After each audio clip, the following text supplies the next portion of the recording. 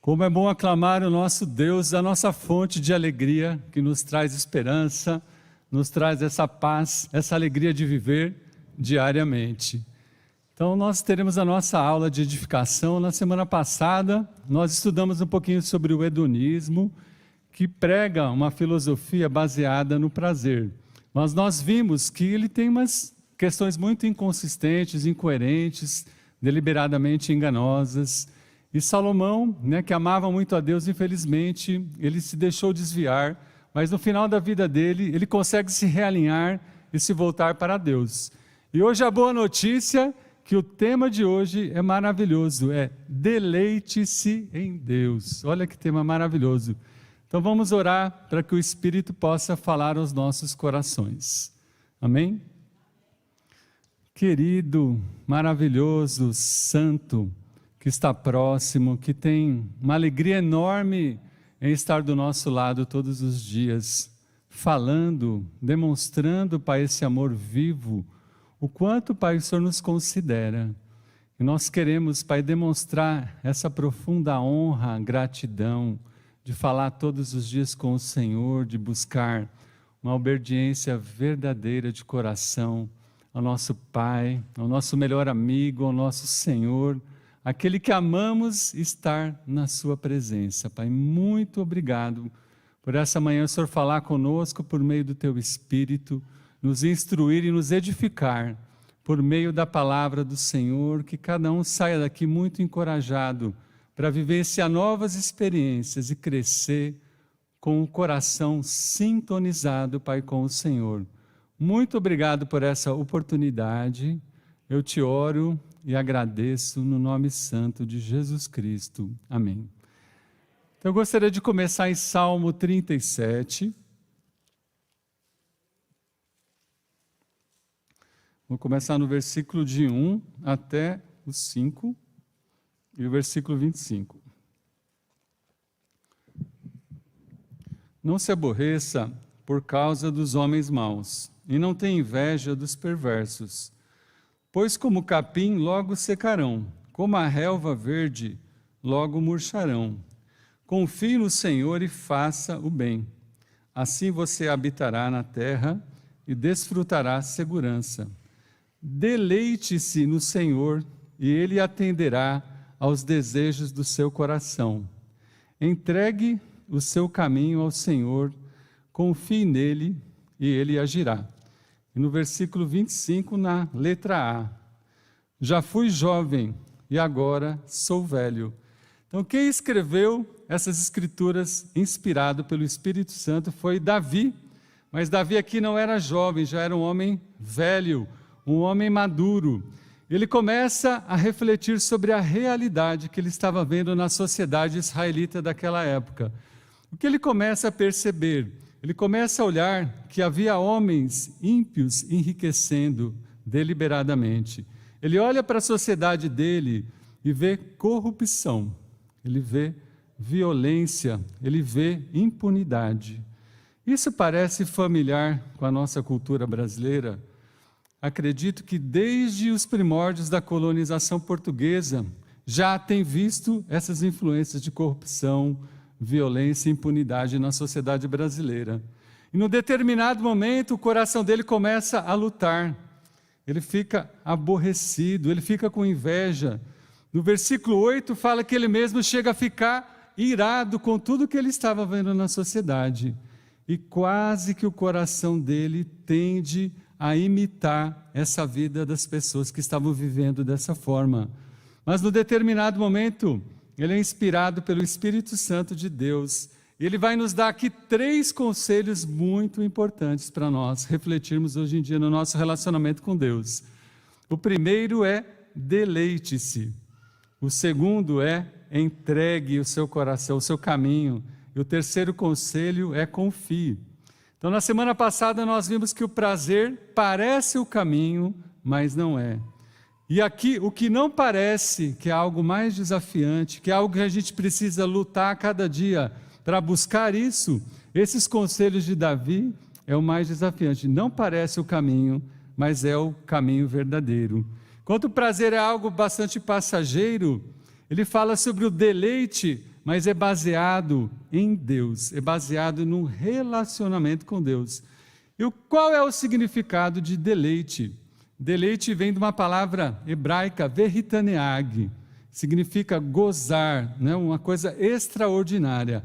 É um ato de você demonstrar um excesso de satisfação, um excesso de contentamento que está relacionado a algo ou alguém. Esse conceito também está baseado em saborear, saborear algo muito gostoso, ou saborear um relacionamento muito gostoso. Então, como pode ser um exemplo de alguma coisa que você saboreia? Aquela música deliciosa, que você ouve aquela música e daqui a pouco você quer ouvir mais vezes. Eu tenho meu irmão, o Tião, ele gosta de ouvir às vezes 10 vezes a mesma coisa, a mesma música. Ele fica tão deliciado com aquela música que ele quer ouvir 10 vezes a mesma canção. Ou você pode deliciar também aquele sorvete de coco verde que tem lá na Bahia, gente. Se você não foi, eu vou dar dica para você experimentar um sorvete de coco verde que derrete na sua boca. Então traz um ato de você saborear. Então as duas palavras-chave que eu gostaria que você guardasse nesse momento é satisfação, saborear. Você está satisfeito com o seu relacionamento com Deus? Você está saboreando o seu relacionamento com Deus? Ou tem sido algo mecânico que aos poucos você tem feito, por uma questão de obrigação, obediência, mas você percebe que o seu coração está lutando? Há algumas semanas eu estava assim, decidi buscar muito mais satisfação com Deus. Então a gente vai estar pensando um pouquinho, o que será que Deus espera de você? Deus espera que você esteja satisfeito. Então a primeira reflexão que eu gostaria de fazer nesse momento, né, desse primeiro conselho que é deleite-se, é: a nossa felicidade é o próprio Deus. Às vezes a gente pode pensar que a nossa felicidade está em realizar os nossos objetivos, os nossos sonhos. Isso é um plus, é algo que Deus dá a mais. Mas a nossa felicidade é o próprio Deus e o relacionamento com Ele. Você imaginou que você tem o Pai mais maravilhoso, que é seu amigo, que Ele está do seu lado, Ele já entregou tudo. Quando a gente fala de entrega, Deus já entregou tudo para você, para nós. O seu único Filho Jesus Cristo que morreu na cruz. E essa graça, ela é maior do que qualquer outra coisa na nossa vida.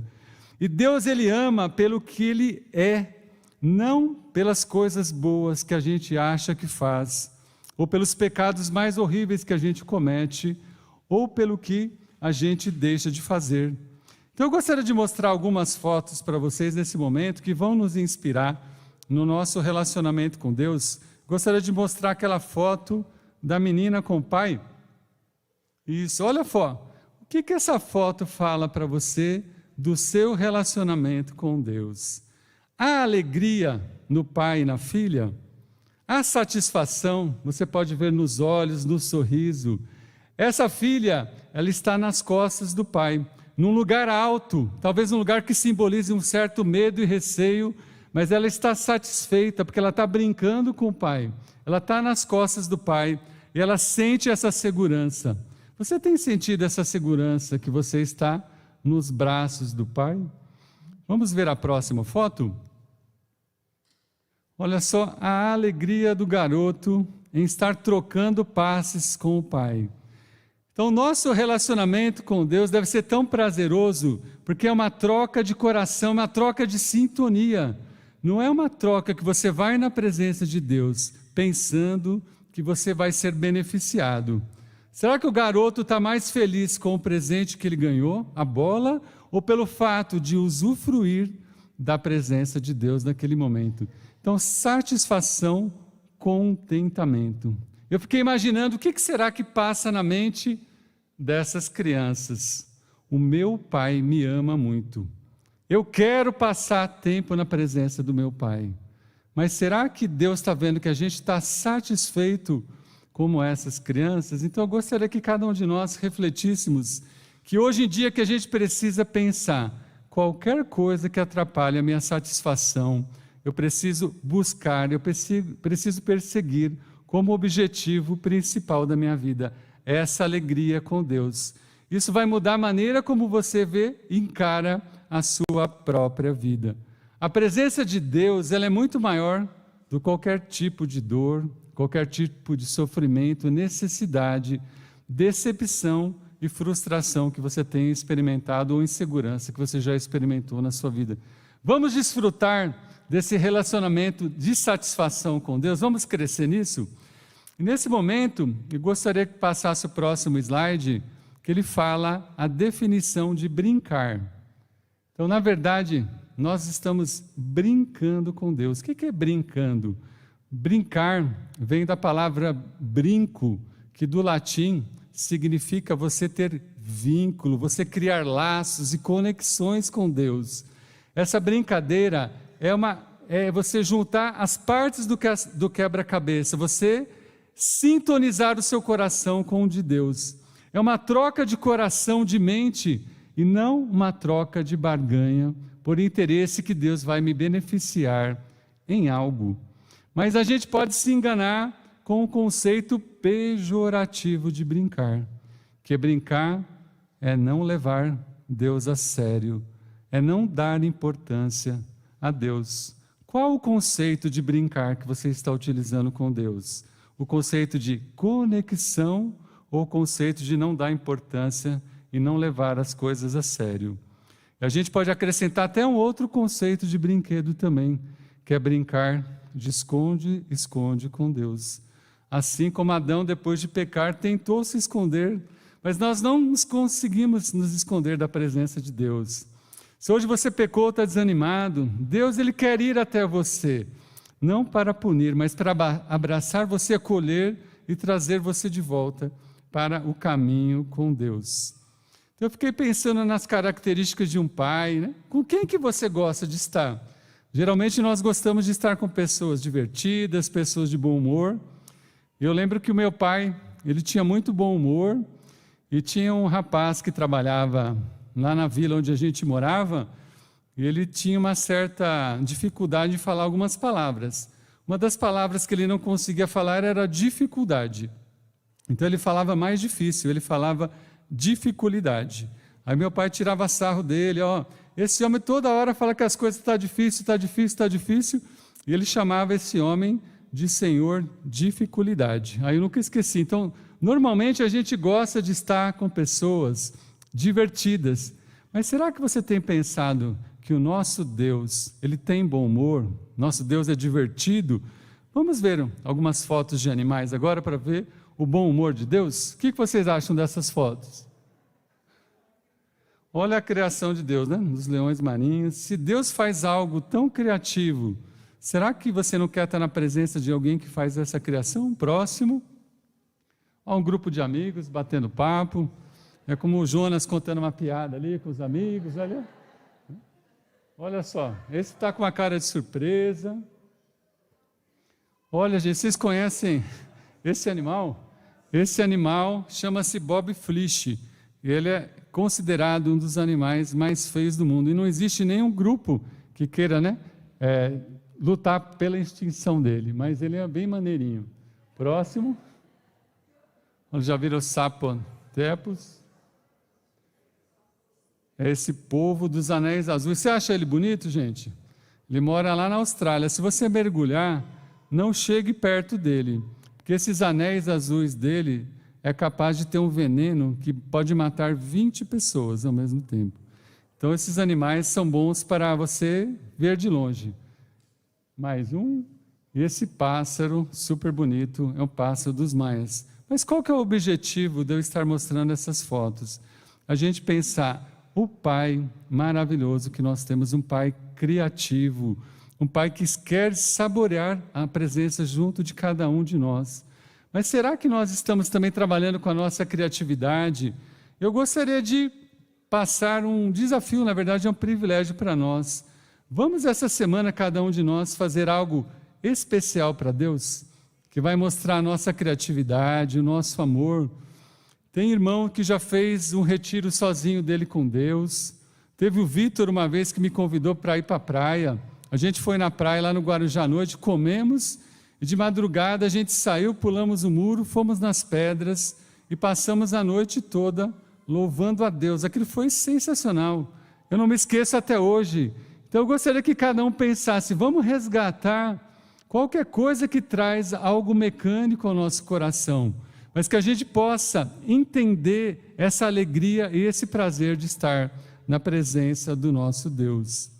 Irmãos, a única garantia que nós temos na nossa vida é Deus.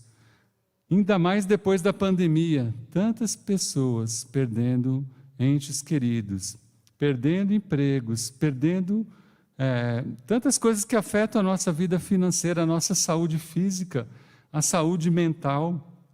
Eu vou pedir para vocês anotarem uma escritura agora, vocês não precisam ler, mas é Salmo 16, versículo 2. Davi fala: ao Senhor declaro, tu és o meu Senhor, não tenho bem nenhum além de ti. Então Davi reconheceu que o único bem que ele tinha era Deus. Gente, o ano passado eu tinha a minha mãe, pelo menos fisicamente, esse ano eu já não tenho mais. Salomão falava muito do ouro, da prata que ele possuía, dos empregados que ele possuía, dos bois e das ovelhas.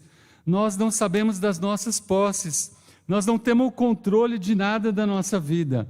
O único bem que nós temos, a única garantia que nós temos é essa posse, dessa herança de nós termos Deus na nossa vida. Então vamos valorizar, vamos dar todo o nosso coração, assim como Davi tinha essa presença. Ele foi muito tentado a ir por outros caminhos, mas ele voltou e pensou: deleite-se no Senhor. Eu vou voltar para o capítulo 37 e vou ler somente o versículo 4. Deleite-se no Senhor e Ele atenderá aos desejos do seu coração. Mas quais desejos do coração Deus vai atender? Deus vai atender todos os desejos do nosso coração? Se a gente olhar essa escritura, parece que essa segunda parte do versículo chama muito a atenção para mim. Ele vai atender os desejos do meu coração. Então eu vou ter a felicidade em Deus, eu vou me alegrar em Deus. Não é bem assim. Se a gente olhar de uma forma particular, se a gente olhar de uma forma isolada e tendenciosa, muitas vezes a gente pode querer orar mais, a gente pode querer servir em vários ministérios, fazer muitas coisas para Deus, mas talvez no fundo para se sentir aceito, ou até mesmo para tentar amolecer o coração de Deus, para você ganhar aquilo que você deseja, uma namorada, um namorado, uma promoção, um carro, mas não é assim.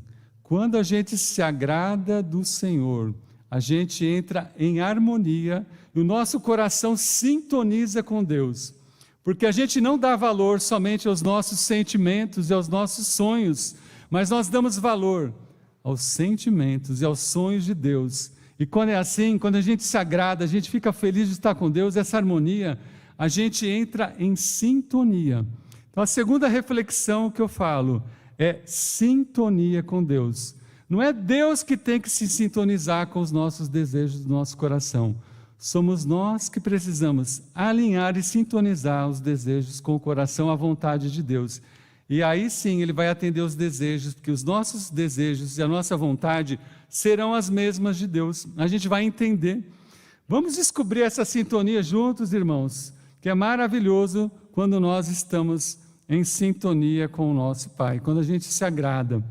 Eu vou dar um exemplo disso lá no Salmo capítulo 1, um exemplo aqui do salmista, Salmo 1, versículo de 1 a 2. Como é feliz aquele que não segue o conselho dos ímpios, não imita a conduta dos pecadores, nem se assenta na roda dos zombadores. Ao contrário, a sua satisfação está na lei do Senhor, e nessa lei medita dia e noite. Então, aqui está falando como é feliz, como a gente vai ser satisfeito. Olha o caminho da gente se deleitar em Deus, da gente ter essa sintonia. Como a gente pode ter essa sintonia com Deus? Ele ouvia o conselho dos ímpios? Ouvia o conselho, porque não tem como a gente não ouvir coisas que querem nos influenciar. Ele poderia até ouvir, mas ele não seguia. Ele via a conduta de pessoas pecando, via condutas ruins, com certeza ele via condutas ruins, E a gente pode ver essa conduta dentro de cada um de nós, ruim. A gente pode ver essa conduta no nosso cônjuge, nos nossos filhos, dentro da igreja. Mas essa conduta de pecadores, porque todos somos pecadores, vai ser uma justificativa para a gente não buscar a satisfação em Deus? Então ele via coisas erradas, mas ele não seguia a conduta dessas coisas erradas. Obrigado, João. Mas ele estava disposto, ao contrário, a satisfação dele estava em Deus. O que ele tinha esse desejo de desfrutar profundamente Deus e as coisas de Deus. Isso que trazia uma satisfação muito grande na vida dele.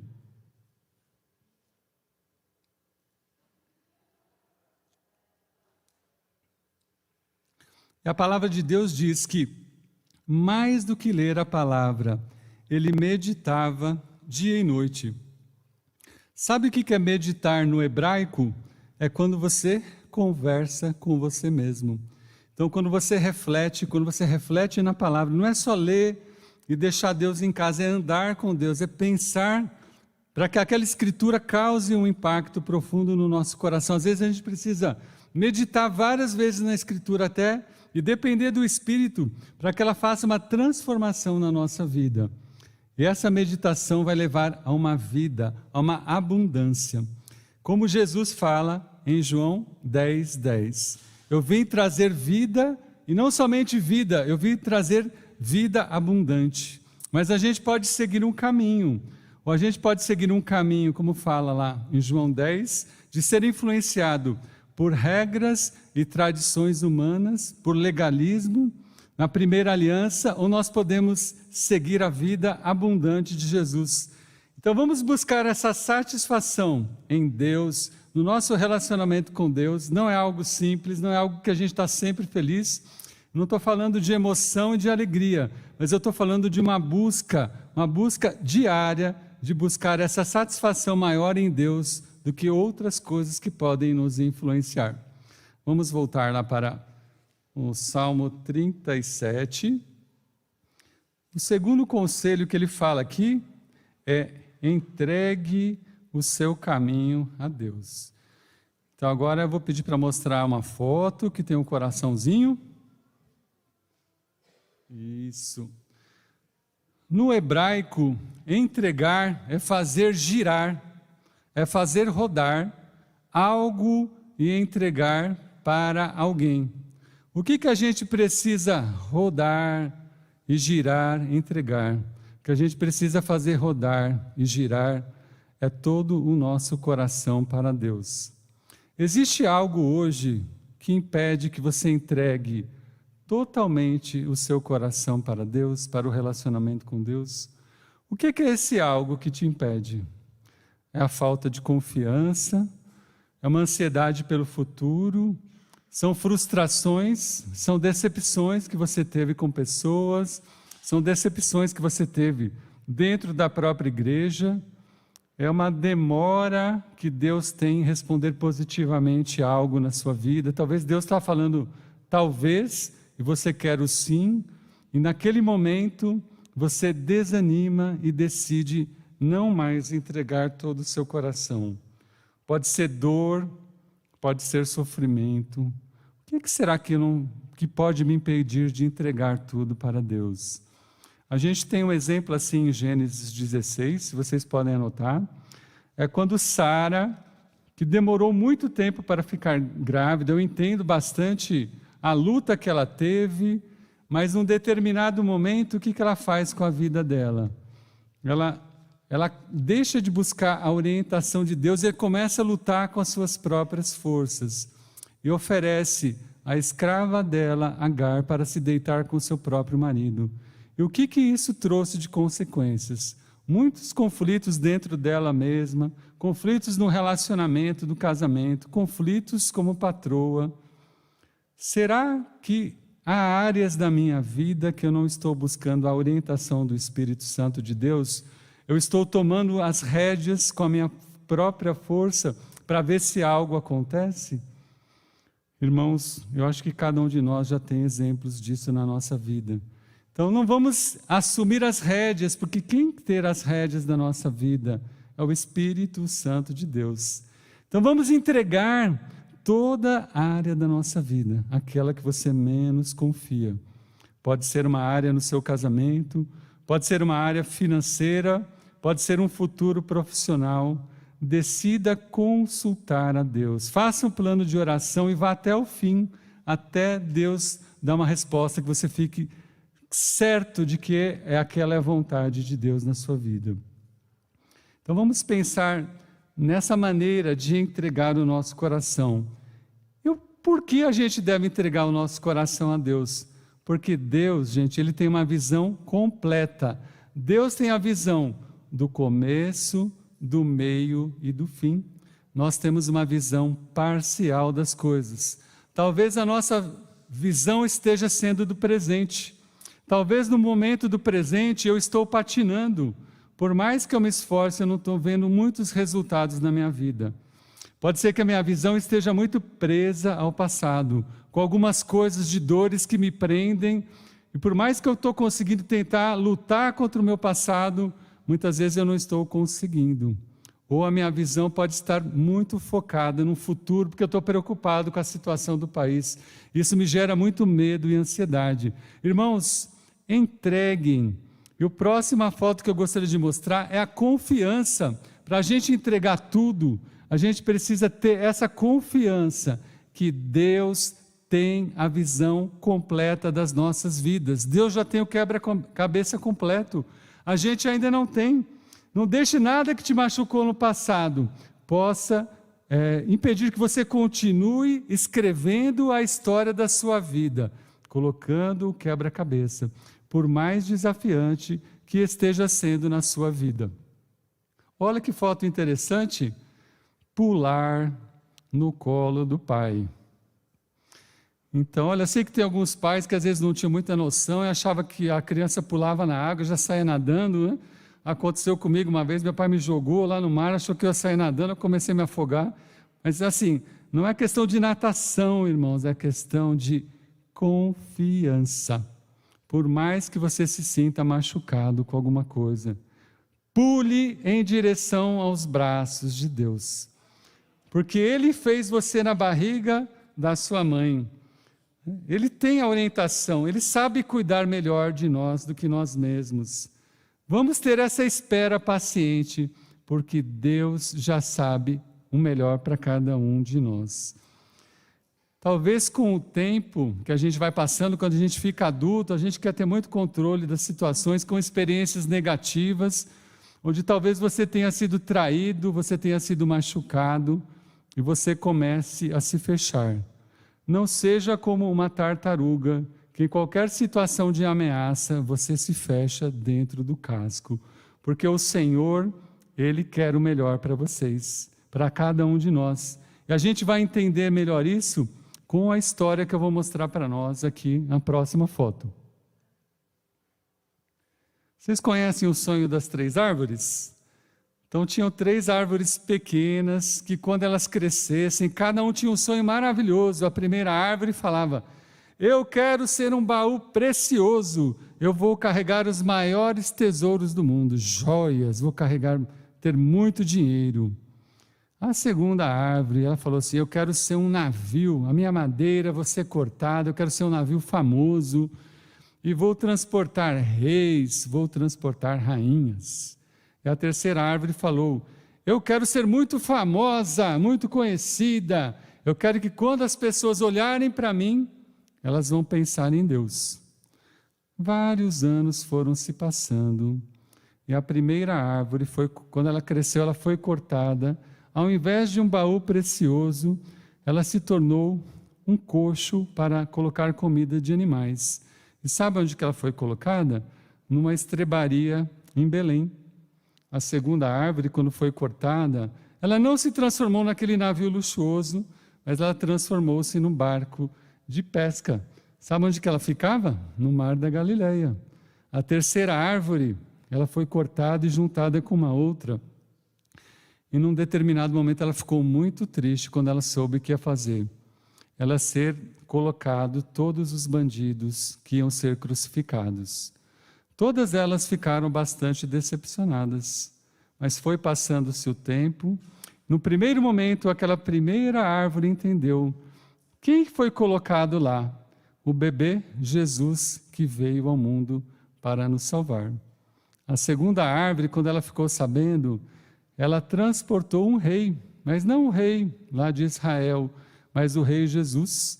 O rei Jesus que com esse barco conseguiu a pesca maravilhosa e também ela passou pela tempestade, ela viu uma situação difícil, mas ela viu a calma de Jesus durante a tempestade.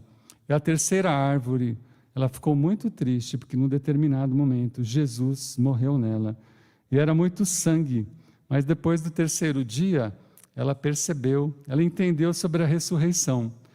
Todas as árvores conseguiram realizar os seus sonhos, mas não da forma como elas imaginaram.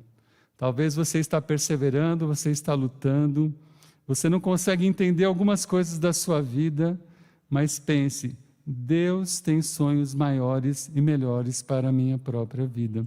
Então vamos pensar nessas árvores, ter visão pela nossa própria vida. Esse deleite, essa entrega, essa confiança, a gente sabe em quem nós confiamos. E para finalizar, eu gostaria de ler Abacuque, capítulo 3, versículo 16 a 17 a 19. Ela não está aqui. Mesmo não florescendo a figueira e não havendo uvas nas videiras, mesmo falhando a safra de azeitonas, não havendo produção de alimento nas lavouras, nem ovelhas no curral, nem bois nos estábulos, ainda assim eu exultarei no Senhor e me alegrarei no Deus da minha salvação. O Senhor, o soberano, é a minha força. Ele faz os meus pés como os do servo, faz-me andar em lugares altos. Se vocês lerem o capítulo 1 e 2 de Abacuque, Abacuque queixa-se muito para Deus, ele fica lutando muito com Deus, porque ele não está entendendo o que está acontecendo na vida dele. E num determinado momento, os produtos maiores da economia de Israel, que são os figos, uvas e azeitonas, não deram aquela safra esperada, devido à invasão do povo caldeu. Então, naquele momento, ele pode decidir, ou eu me desespero, ou eu confio em Deus. Então, é o conselho, de Abacuque para nós. Não nos desesperemos nos momentos difíceis. Isso aconteceu comigo quando eu estava em Belo Horizonte, na missão. Teve um dia que eu saí do meu trabalho muito chateado, porque eu estava tentando estudar a Bíblia com muitas pessoas, estava evangelizando, estudando a Bíblia, e ninguém queria estudar a Bíblia, ninguém queria ser batizado. E eu fiquei desanimado, e foi a primeira vez na minha vida que eu passei por uma situação difícil financeiramente. No verão eu ganhava por alunos, eu tinha 100 alunos, no inverno eu tinha 10 numa piscina que não era aquecida. Eu mal conseguia pagar as minhas contas e comer. Então eu não passei fome, mas eu passei necessidade. E eu não tinha dinheiro para ir para o culto, mas eu decidi ir para o culto a pé.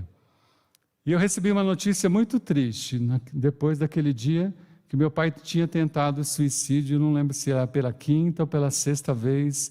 Naquele momento eu me senti arrasado. O que eu estou fazendo aqui? Eu sou um fracasso, eu não presto para nada. Que cristão que eu sou? E aí eu consegui, com essa escritura, me alinhar o meu coração com Deus. E vale a pena confiar em Deus, vale a pena perseverar. E Deus, eu estava tentando gostar de alguém e não conseguia. E logo depois, eu comecei a gostar da Zaca, minha esposa. E meu pai saiu do coma e ficou curado.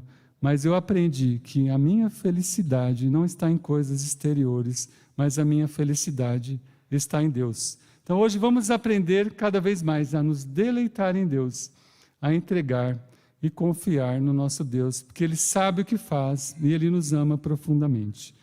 Eu gostaria de chamar o Vavá para orar para nós nesse momento.